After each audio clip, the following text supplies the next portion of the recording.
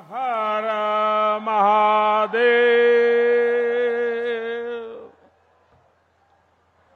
उत्तर प्रदेश के मुख्यमंत्री श्रीमान योगी आदित्यनाथ जी,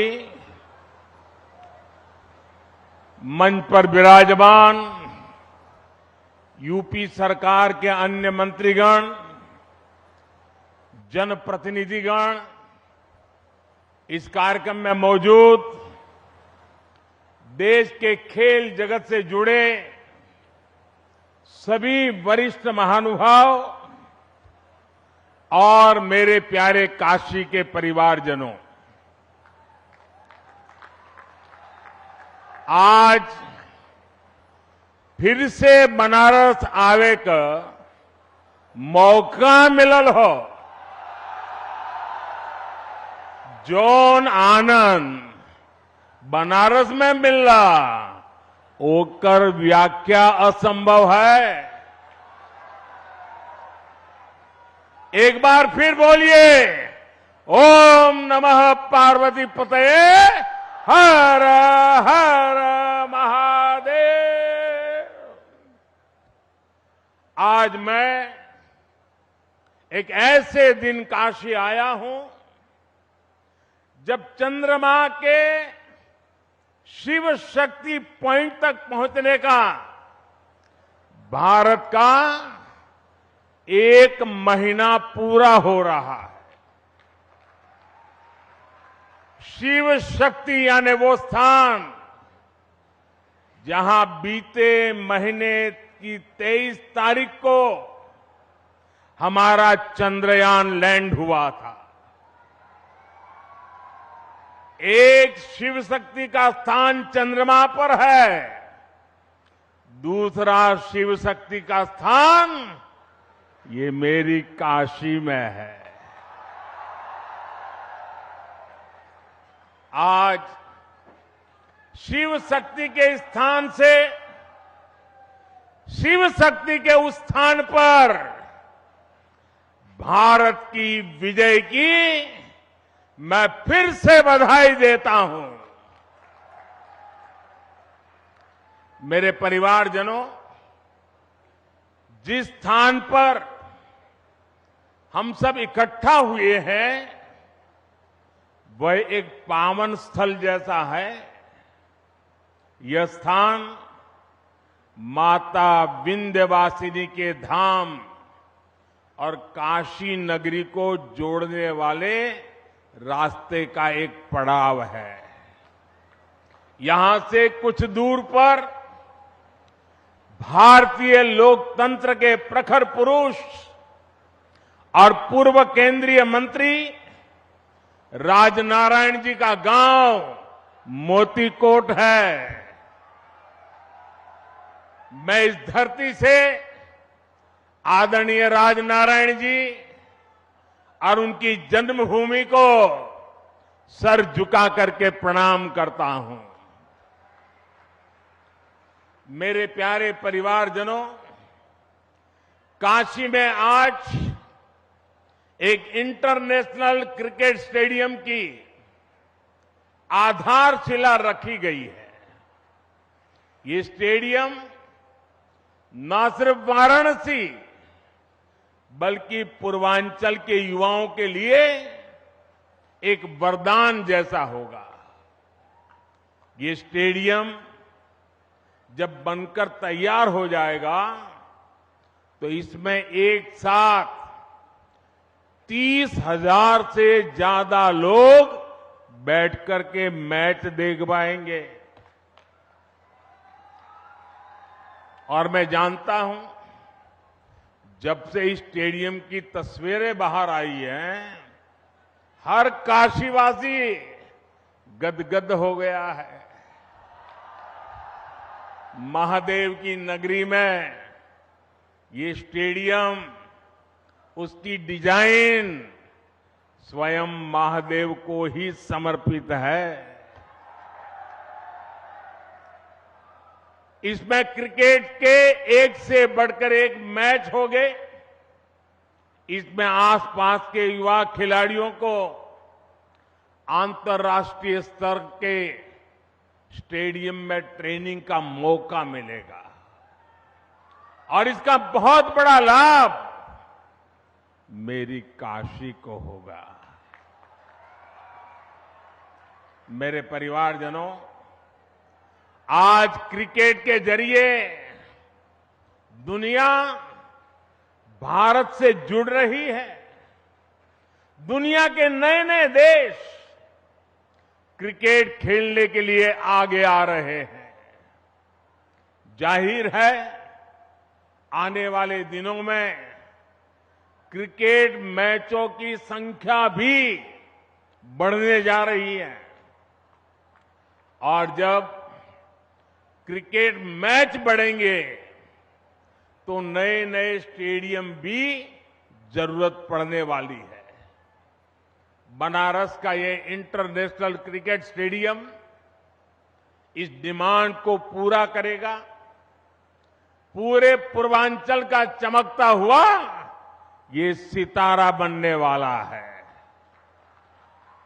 यूपी का ये पहला स्टेडियम होगा जिसके निर्माण में बीसीसीआई का भी बहुत सहयोग होगा। मैं बीसीसीआई के पदाधिकारियों का, काशी का एमपी होने के नाते, यहां का सांसद होने के नाते मैं आप सबका हृदय से आभार व्यक्त करता हूं। मेरे परिवारजनों, जब खेल का इंफ्रास्ट्रक्चर बनता है, इतना बड़ा स्टेडियम बनता है, तो सिर्फ खेल ही नहीं, स्थानीय अर्थव्यवस्था पर भी उसका सकारात्मक असर होता है। जब स्पोर्ट्स के ऐसे बड़े सेंटर बनेंगे तो उसमें बड़े स्पोर्ट्स आयोजन होंगे। जब बड़े आयोजन होंगे तो बड़ी तादाद में दर्शक और खिलाड़ी आएंगे। इससे होटल वालों को फायदा होता है, छोटी बड़ी खाने पीने की दुकान को फायदा होता है, रिक्शा, ऑटो रिक्शा, टैक्सी, इनको भी फायदा होता है। हमारे नाव चलाने वालों को तो दो दो हाथ में लड्डू हो जाता है। इतने बड़े स्टेडियम की वजह से स्पोर्ट्स कोचिंग के नए सेंटर खुलते हैं। स्पोर्ट्स मैनेजमेंट सिखाने के लिए नए अवसर बनते हैं। हमारे बनारस के युवा नए खेल स्टार्टअप के बारे में सोच सकते हैं। फिजियोथेरेपी समेत स्पोर्ट्स से जुड़ी बहुत सी पढ़ाई और कोर्सेज शुरू होंगे और एक बहुत बड़ी स्पोर्ट्स इंडस्ट्री भी वाराणसी में आएगी।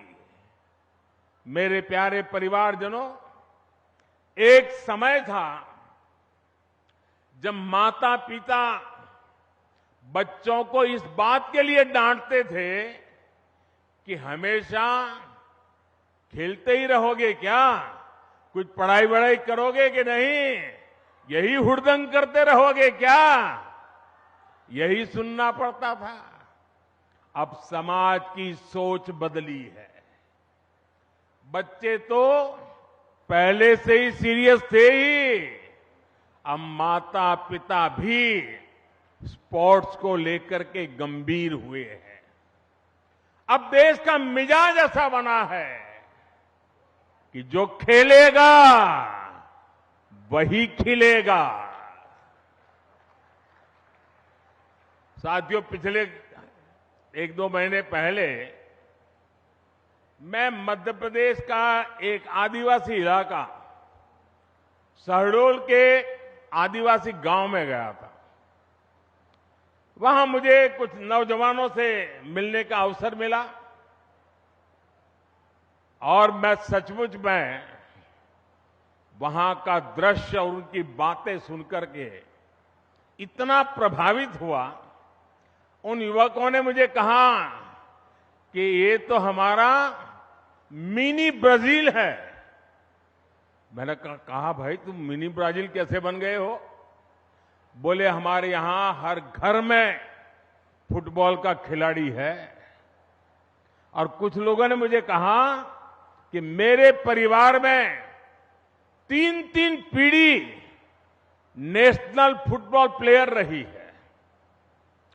एक प्लेयर रिटायर्ड होने के बाद उसने वहां अपना जान लगा दी और आज हर पीढ़ी का व्यक्ति आपको वहां फुटबॉल खेलता नजर आएगा। और वो कहते हैं कि हमारा जब एनुअल फंक्शन होता है तो कोई घर में आपको नहीं मिलेगा, इस पूरे इलाके के सैकड़ों गांव और लाखों की तादाद में लोग 2-2, 4-4 दिन मैदान में डटे रहते हैं। ये कल्चर उसे सुनकर के, देख करके देश के उज्जवल भविष्य का विश्वास मेरा बढ़ जाता है। और काशी का सांसद होने के नाते मैं यहां आए बदलावों का भी साक्षी बना हूं। सांसद खेल प्रतियोगिता के दौरान जो उत्साह यहां रहता है, उसकी जानकारी मुझे लगातार पहुंचती रहती है। काशी के युवा स्पोर्ट्स की दुनिया में अपना नाम कमाए, मेरी यही कामना है। इसलिए हमारा प्रयास वाराणसी के युवाओं को उच्च स्तरीय खेल सुविधाएं देने का है। इसी सोच के साथ इस नए स्टेडियम के साथ ही सीगरा स्टेडियम पर भी करीब 400 करोड़ रुपए खर्च किए जा रहे हैं। सीगरा स्टेडियम में 50 से अधिक खेलों के लिए जरूरी सुविधाएं विकसित की जा रही है। और इसकी एक और खास बात है, ये देश का पहला बहुस्तरीय स्पोर्ट्स कॉम्प्लेक्स होगा जो दिव्यांगजनों को ध्यान में रखकर बनाया जा रहा है। इसे भी बहुत जल्द ही काशी वासियों को समर्पित किया जाएगा। बड़ालालपुर, उसमें बना सिंथेटिक ट्रैक हो, सिंथेटिक बास्केटबॉल कोर्ट हो, अलग अलग अखाड़ों को प्रोत्साहन देना हो, हम नया निर्माण तो कर ही रहे हैं, पर शहर की पुरानी व्यवस्थाओं को भी सुधार रहे हैं। मेरे परिवारजनों, खेलों में आज भारत को जो सफलता मिल रही है वो देश की सोच में आए बदलाव का परिणाम है। हमने स्पोर्ट्स को युवाओं की फिटनेस और युवाओं के रोजगार और उनकी कैरियर से जोड़ा है। 9 वर्ष पहले की तुलना में इस वर्ष केंद्रीय खेल बजट 3 गुना बढ़ाया गया है। खेलो इंडिया प्रोग्राम के बजट में तो पिछले वर्ष की तुलना में लगभग 70% वृद्धि की गई है। सरकार आज स्कूल से लेकर ओलंपिक पोडियम तक हमारे खिलाड़ियों के साथ टीम मेंबर बनकर साथ चलती है। खेलो इंडिया के तहत देश भर में स्कूल से यूनिवर्सिटी तक की खेल प्रतियोगिताएं हुई है। इनमें बड़ी संख्या में हमारी बेटियों ने भी हिस्सा लिया है। सरकार कदम कदम पर खिलाड़ियों की हर संभव मदद कर रही है। ओलंपिक पोडियम स्कीम भी ऐसा ही एक प्रयास है।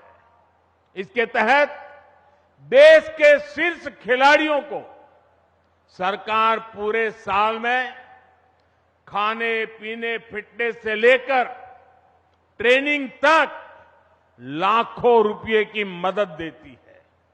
इसका परिणाम हम आज हर अंतर्राष्ट्रीय कंपटीशन में देख रहे हैं। अभी कुछ समय पहले ही वर्ल्ड यूनिवर्सिटी गेम्स में भारत ने इतिहास रचा है। इन गेम्स के इतिहास में कुल मिलाकर भारत ने जितने मेडल जीते थे पिछले कई दशकों में, उससे ज्यादा मेडल सिर्फ इस बार, इस साल जीत करके हमारे बच्चे ले आए हैं। वैसे आज से एशियन गेम्स भी शुरू हो रहे हैं। एशियन गेम्स में हिस्सा लेने गए सभी भारतीय खिलाड़ियों को मैं अपनी शुभकामनाएं देता हूं। साथियों, भारत के गांव-गांव में, कोने-कोने में खेल प्रतिभाएं मौजूद है, खेलों के महारथी मौजूद है। जरूरी है इन्हें तलाशना और इन्हें तराशना। आज छोटे से छोटे गांवों से निकले युवा पूरे देश की शान बने हुए हैं। ये उदाहरण बताते हैं कि हमारे छोटे शहरों के खिलाड़ियों में कितना टैलेंट है, कितनी प्रतिभा है। हमें इस टैलेंट को ज्यादा से ज्यादा अवसर देने हैं। इसलिए खेलो इंडिया अभियान से आज बहुत कम उम्र में ही देश के कोने कोने में टैलेंट की पहचान की जा रही है। खिलाड़ियों की पहचान करके उन्हें इंटरनेशनल लेवल का एथलीट बनाने के लिए सरकार हर कदम उठा रही है। आज इस कार्यक्रम में बहुत से दिग्गज खिलाड़ी हमारे बीच विशेष तौर पर पधारे हैं। स्पोर्ट्स की दुनिया में उन्होंने देश का नाम रोशन किया है। काशी से ये स्नेह दिखाने के लिए मैं उन सबका विशेष रूप से आभार व्यक्त करता हूं। मेरे परिवारजनों, आज खिलाड़ियों को आगे बढ़ाने के लिए अच्छे कोच और अच्छे कोचिंग का होना उतना ही जरूरी है। यहां जो दिग्गज खिलाड़ी मौजूद है वो इसकी अहमियत जताते हैं और इसको जानते हैं। इसलिए आज सरकार खिलाड़ियों के लिए अच्छी कोचिंग की व्यवस्था भी कर रही है। जो खिलाड़ी बड़ी प्रतियोगिताओं में खेल कर आते हैं, जिन्हें राष्ट्रीय अंतर्राष्ट्रीय अनुभव है, उन्हें बतौर कोच काम करने के लिए प्रोत्साहित किया जा रहा है। देश में बीते कुछ वर्षों में युवाओं को अलग अलग खेलों से जोड़ा गया है। साथियों, सरकार गांव-गांव में जो आधुनिक खेल के इंफ्रास्ट्रक्चर का निर्माण कर रही है, उससे गांव के छोटे कस्बों के खिलाड़ियों को भी नए मौके मिलेंगे। पहले बेहतर स्टेडियम सिर्फ दिल्ली, मुंबई, कोलकाता, चेन्नई ऐसे बड़े शहरों में ही उपलब्ध थे। अब देश के हर कोने में, देश के दूर सुदूर इलाकों में भी खिलाड़ियों को ये सुविधाएं देने की कोशिश हो रही है। मुझे खुशी है कि खेलो इंडिया प्रोग्राम के तहत जो स्पोर्ट्स इंफ्रास्ट्रक्चर बनाया जा रहा है, उसका बहुत अधिक लाभ हमारी बेटियों को हो रहा है। अब बेटियों को खेलने के लिए, ट्रेनिंग के लिए घर से ज्यादा दूर जाने की मजबूरी कम हो रही है।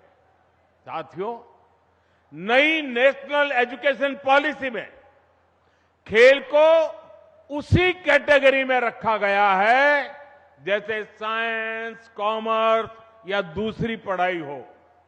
पहले खेल को सिर्फ एक एक्स्ट्रा एक्टिविटी माना जाता था, लेकिन अब ऐसा नहीं है। अब स्पोर्ट्स को स्कूलों में बाकायदा एक विषय की तरह पढ़ाए जाना तय हुआ है। ये हमारी सरकार है जिसने देश की पहली नेशनल स्पोर्ट्स यूनिवर्सिटी मणिपुर में स्थापित की है। यूपी में भी स्पोर्ट्स फैसिलिटी पर हजारों करोड़ रुपए खर्च किए जा रहे हैं। गोरखपुर के स्पोर्ट्स कॉलेज के विस्तार से लेकर मेरठ में मेजर ध्यानचंद खेल यूनिवर्सिटी बनाने तक हमारे खिलाड़ियों के लिए नए स्पोर्ट्स सेंटर बनाए जा रहे हैं। साथियों, देश के विकास के लिए खेल सुविधाओं का विस्तार बहुत आवश्यक है। ये न सिर्फ खेलों के लिए बल्कि देश की साख के लिहाज से भी महत्वपूर्ण है। हम में से कई लोग दुनिया के कई शहरों को सिर्फ इसलिए जानते हैं क्योंकि वहां पर बड़े अंतर्राष्ट्रीय खेलों का आयोजन हुआ। हमें भारत में भी ऐसे सेंटर बनाने होंगे जहां ऐसे अंतर्राष्ट्रीय खेल आयोजन किए जा सके।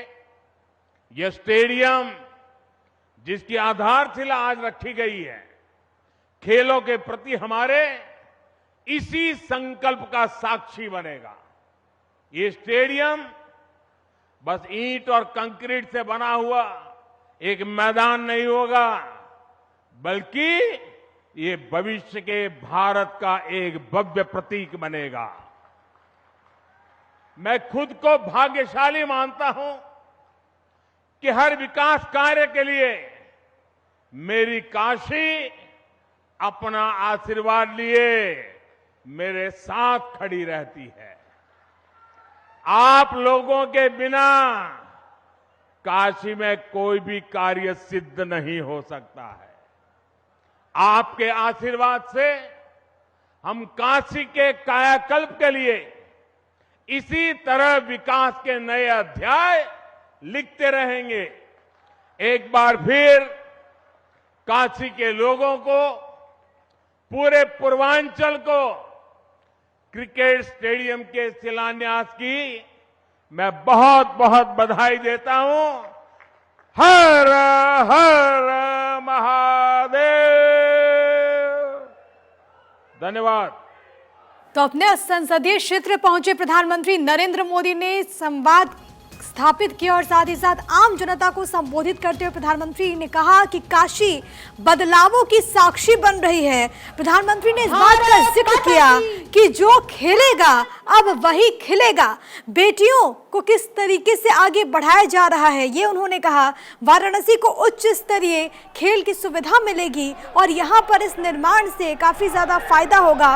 और साथ ही साथ एक बार फिर से अपने काशी वासियों से वहाँ के सांसद ने वादा किया कि काशी की ये जो विकास की यात्रा है वो अनवरत ऐसे ही आगे बढ़ती रहेगी, ऐसे ही चलती रहेगी। ये तस्वीरें देखिए बहुत दिलचस्प है। राजीव शुक्ला आपको नजर आ रहे, उपाध्यक्ष बीसीसीआई के और कांग्रेस पार्टी से ताल्लुक रखते हैं। और आज जब वो यहाँ पर पहुंचे हैं तो आपने सुना होगा, इससे पहले योगी आदित्यनाथ भी इस बात का जिक्र कर रहे थे कि क्रिकेट तो लोगों को जोड़ने का काम करता है, तो ऐसे में उनकी मौजूदगी भी यहाँ पर बहुत कुछ बता रही है। लेकिन ये भी बहुत खास है, सचिन तेंदुलकर से मिलते हुए प्रधानमंत्री नरेंद्र मोदी, रवि शास्त्री भी यहाँ पर पहुंचे हैं। पीएम ने इस बात का भी जिक्र किया कि जो खिलाड़ी हैं उनको बेहतर ट्रेनिंग मिले, उनको तमाम तरह की सुविधाएं मिले, इसके लिए उन प्लेयर्स को प्रोत्साहित किया जा रहा है जिनके पास अनुभव है, जो कि अलग अलग मैचेस का हिस्सा बन चुके हैं। वो यहाँ पर आए और वो इन तमाम युवाओं को ट्रेन करे ताकि उनका जो टैलेंट है वो मोटिवेशन के तौर पर सामने आए और वो आगे बढ़ सके, उन्हें बेहतर अपॉर्चुनिटीज़ मिले और जो संसाधन है उसका बेहतर तरीके से इस्तेमाल हो। प्रधानमंत्री ने काशी और पूर्वांचल को स्टेडियम की बहुत बहुत बधाई दी है क्योंकि मौका अद्भुत है। और इस दौरान प्रधानमंत्री नरेंद्र मोदी ने जब अपने संबोधन की शुरुआत की तो भोजपुरी में उन्होंने कहा कि जब भी बनारस आता हूं तो मन गदगद हो जाता है, ये मेरा परिवार है। ना केवल इस गंजारी स्टेडियम का उन्होंने जिक्र किया बल्कि ये भी बताया कि जो सिगरा स्टेडियम अभी वाराणसी में है उसको किस तरीके से, उसको लेकर स्ट्रैटेजी है, उसको किस तरीके से पुनर्विकास उसका हो रहा है और आगे किस तरीके से दिव्यांगों के लिए विशेष तौर पर वहां पर फैसिलिटीज होंगी, वहां पर सुविधाएं होंगी। ये दो तस्वीरें आपकी टीवी स्क्रीन पर इस वक्त आप देख रहे हैं।